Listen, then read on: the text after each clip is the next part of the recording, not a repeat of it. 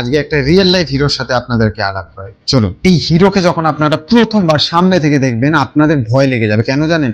কারণ ওনার এই মাথাতে ভর্তি আপনি স্ক্র্যাচের দাগ দেখতে পারবেন, কত বিক্ষত অপারেশনের দাগ।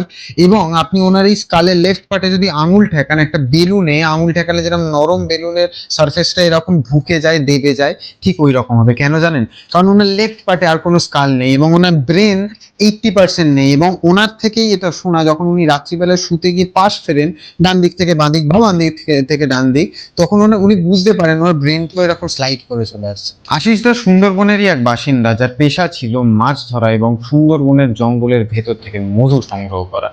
তো আশিস দা একটা রাত্রিবেলা এই মাছ ধরবার অভিযানের আগে হঠাৎ খুব অসুস্থ হয়ে পড়েন এবং সেদিন এটাও হয় যে ওনার দলের দুজন লোক আসতে পারেন না, যার জন্য উনি বাধ্য হন ওনার ছেলেকে না চেয়েও নিয়ে যেতে। যাই হোক, সবাই জঙ্গলে পৌঁছান একদম রাত্রিরে মাছ ধরবার সময়, এবং তার আগে যখন সবাই জাল ফেলে, উনি যেহেতু অনেক অসুস্থ ছিলেন উনি একটু ঘুমিয়ে পড়েন একদম নৌকার কোনাটাতে গিয়ে। এবং ওনার যখন ঘুম ভাঙে তখন সবাই চেল্লাচ্ছে বাঘ আসছে, বাঘ এসছে এবং বাঘ আক্রমণ করছে। এবং উনি যখন চোখ খোলেন ওনার ঠিক মানে মাথাটা এখানে ছিল, মাথার উপরেই উনি বাঘটাকে দেখতে পায়। এবং এই বাঘটা যে সে বাঘ ছিল না, বাঘটার নাম ছিল নন্তু। নন্তু বাঘ হচ্ছে আমাদের সুন্দরবনের খুব ফেমাস বাঘ, যে 190-এর ওপর মানুষ আজ অব্দি মেরেছে। এখন হয়তো নাম্বারটা 200 পেরিয়ে গেছে।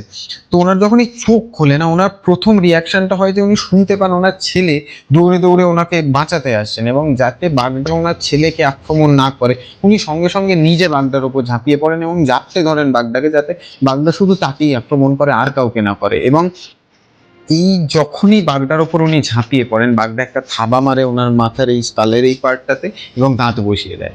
তারপর 8 মাস আশিসদার কোনো জ্ঞান ছিল না, উনি কোমায় ছিলেন। এবং এই 8 মাসে যা যা ঘটেছে সেই গল্পগুলো আপনাকে বললে আপনার মনে হবে মানে আমি কোনো রূপকথার গল্প বলছি বা গল্পটা আমি বানিয়ে বলছি। এই পুরো গল্পটা তো আমি একটা ভিডিওর মাধ্যমে বলতে পারবো না। পুরো গল্পটা যদি জানতে চান একবার কমেন্ট করুন, আমি এই ভিডিওটা সেকেন্ড পার্টে পুরো গল্পটা আপনাদের সাথে শেয়ার করব।